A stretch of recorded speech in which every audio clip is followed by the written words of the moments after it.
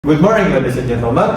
We are from Group 9. Allow me to introduce our group. First, my name is Fancu Yugendia. My name is Salsa Dilalia. My name is Naila Livia Zahra. My name is Ansari Kulita Manurung. Today, we here is to talk about uncollectible receivable. The purpose of our presentation is to tell you about the definition of uncollectible receivable, the method of recording uncollectible receivable, and the conclusion of our presentation. Our point is divided into three parts.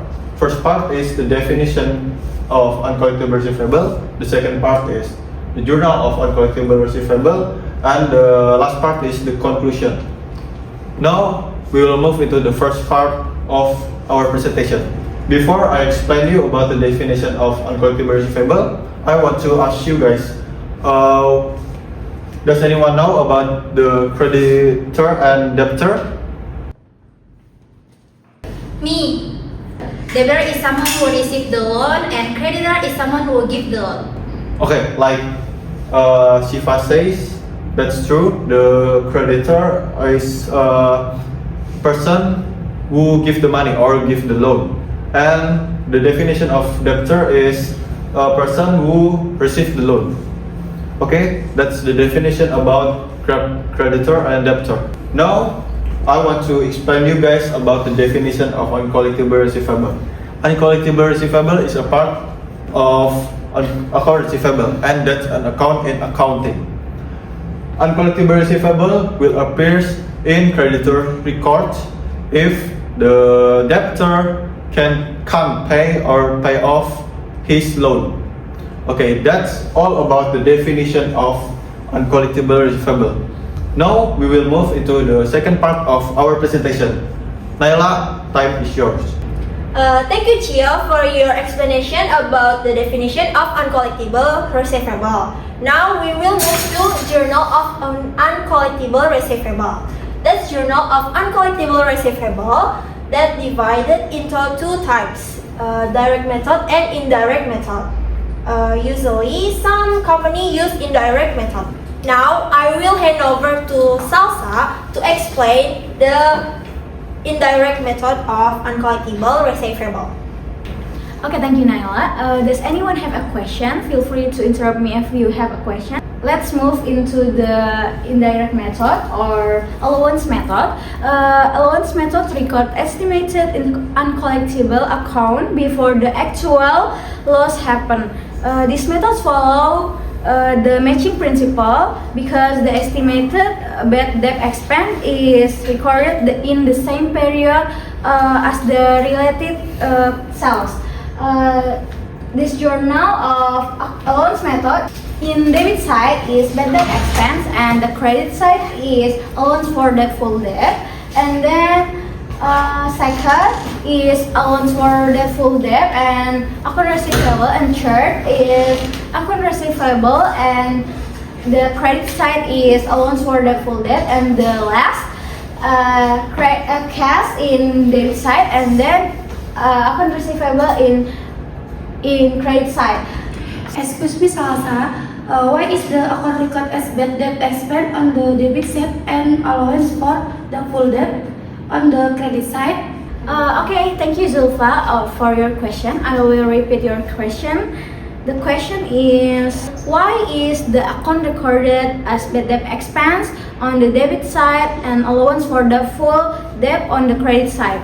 The answer is, this entry recognizes the estimated amount of receivable that might not be collected. Does my explanation answer your question, Zulfa? Thank you, that's enough. Okay, thank you. Now that's all about the allowance method or indirect method. I will hand over to Naila. Now I will explain the direct method or direct write-off method. The direct method records bad debts only when the account is confirmed uncollectible. So there is no estimation in advance. This method doesn't follow the matching principle because the expense may be recognized in a different period than the related sales. First is writing off a bad debt.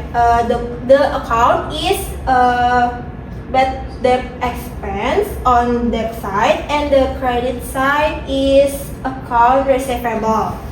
Next is recovery of bad debts, also recorded in two steps.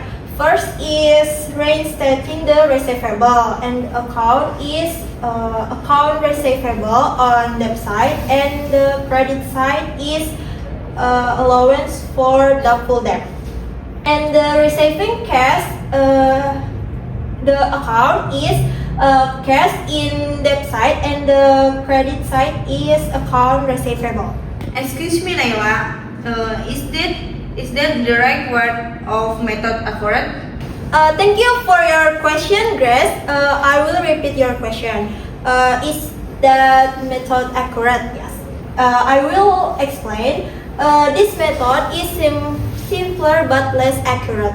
It is usually used by small businesses or when the amount of uncollectible accounts is immaterial. Does this answer is satisfying enough? Okay, thank you, Naila. Now I will hand over to Hans.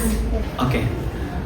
Thank you, Chio, for your explanation about the definition of the uncollectible receivable, and thank you for Alsa and Naila for the example, the journal of uncollectible receivable. Now we will move to the conclusion. In conclusion, let me sum up about our point. The definition of uncollectible receivable is a part of accounting. Uncollectible receivable account will appear when the debitor cannot pay or pay off their payable. And there are two types of uncollectible receivable. Those are the direct method is the first, and the last is the indirect method. Thank you all for your listening our presentation. We hope it can be used in the future days. Thank you for your attention. Thank you guys. Bye. Bye.